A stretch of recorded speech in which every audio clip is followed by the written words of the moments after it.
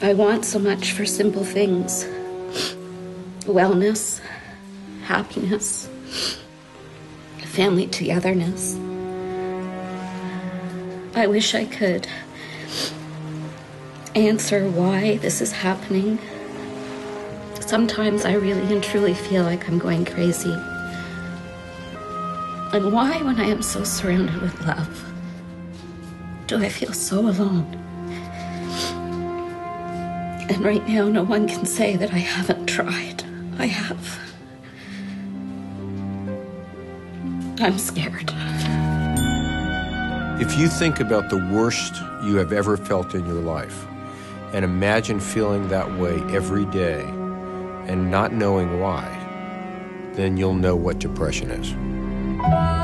You feel it as anguish in your chest. You feel it in every one of your bones and ligaments. You feel a heaviness and moving. Depression is a perplexing illness that takes many forms. Depression tortures you every day with the idea that you suffer and somehow I ought to be able to do something about it, and I can't. Depression is an illness of loneliness, and the primary experience is the feeling of being isolated, of being alone, of being cut off from everyone and everything. It can strike early in life or as late as our twilight years. Trauma, loss, or neglect can lead to depression in those who are vulnerable. Our therapy becomes the bottle. Our therapy become pills. Our therapy become crime, violence. Genetics also plays a role. The major risk factor is having a family history of depression. Very anxious and very depressed because I don't think I can do this anymore. Treatment is an ongoing process of trial and error. If you can't talk it down, drug it down, shock it down, maybe you have to do something else in a much more bulleted kind of way, if you will.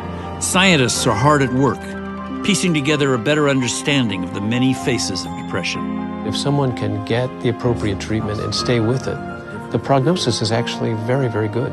Meanwhile, over 20 million Americans are living with depressive disorders, many of them terrified to step out of the shadows and seek help.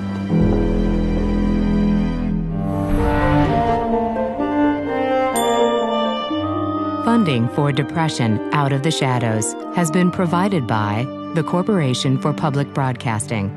Additional funding provided by the Ritter Foundation, Incorporated, and Mental Insight Foundation. And by contributions to your PBS station from viewers like you. Thank you.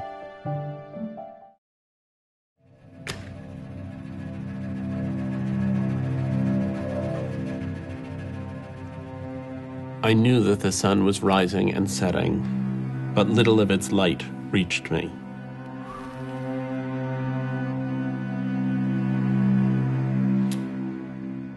I felt myself sagging under what was much stronger than I.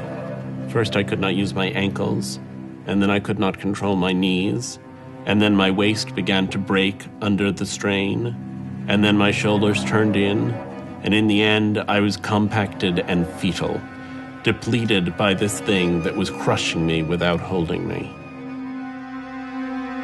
I had thought that when you feel your worst, your tears flood. But the very worst pain is the arid pain of total violation that comes after the tears are all used up. The pain that stops up every space through which you once metered the world, or the world you. This is the presence of major depression.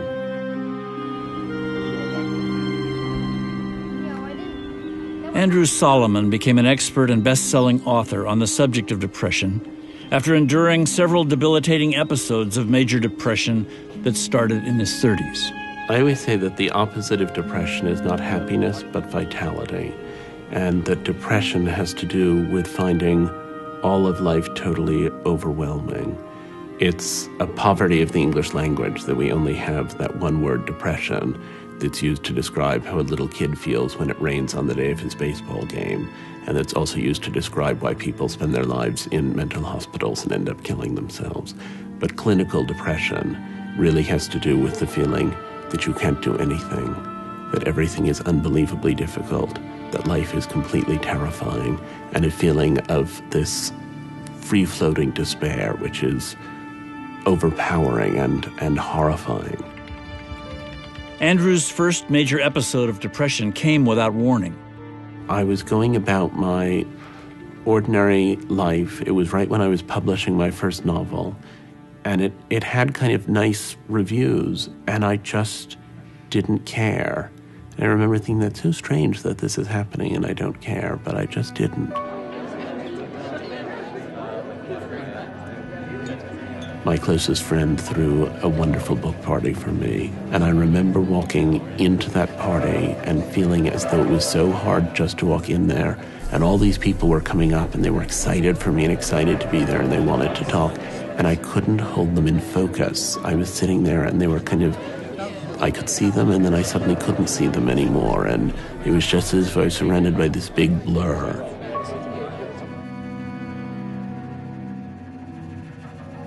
And then the anxiety began. I was terrified all the time, but I didn't know what I was terrified of, so there was nothing I could do about it. It was like that feeling if you've slipped and tripped in that second before you fall flat on your face on the floor. And it was like that all the time, 24 hours a day. And I finally got to the point at which it was too frightening for me to move out of my bed, and I was just sitting there in this huddled mess. Desperate for help, Andrew turned to his father. My father said to me to move back in, and I thought, I can't move into my father's house. I'm 30 years old. How can I be doing this? But I did it. I moved back in, and he was incredibly caretaking.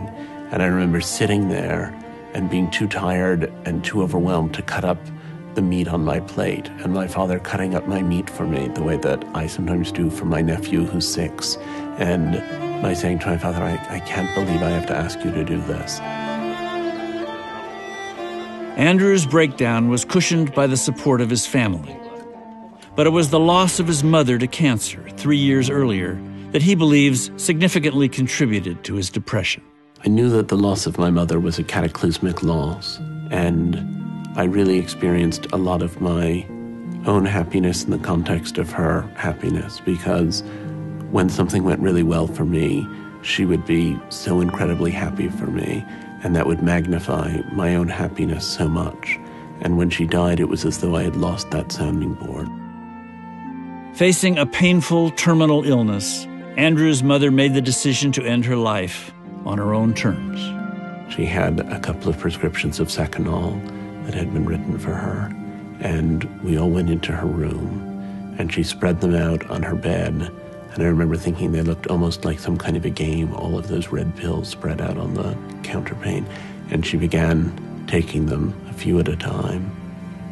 And she had thought through exactly what she wanted to say to each one of us. And she looked at my father and she said, even with this ending, she said, I wouldn't change this life for any other life in the world. And then she looked around at all of us and she said, I've looked for so many things in this life. So many things, and all the time paradise was in this room with the 3 of you. And then she closed her eyes,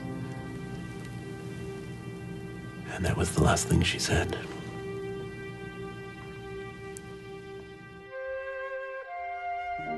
In some cases, the loss of a loved one can be a tipping point into depression. Depression is a biological disorder. It's not all in your head. But the triggers of depression, and whether you have an episode and when you have an episode or an onset, are probably related to environmental factors. And those are loss of attachments and stress and loss in your life.